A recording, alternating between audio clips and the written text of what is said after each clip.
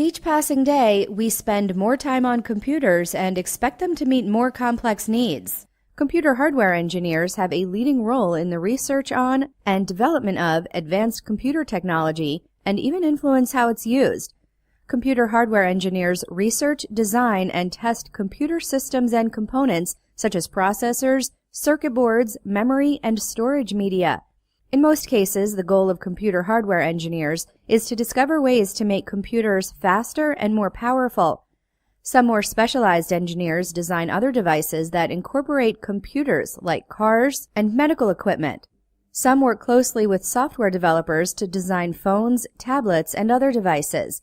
Computer hardware engineers need to be creative problem solvers and work well as a member of a team, using their powers of reason to find original solutions.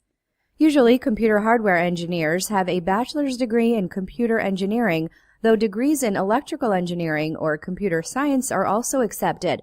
Some positions require a master's degree. Many employers expect computer hardware engineers to have at least some familiarity with software. In this fast-moving millennium, few shape our information world like computer hardware engineers.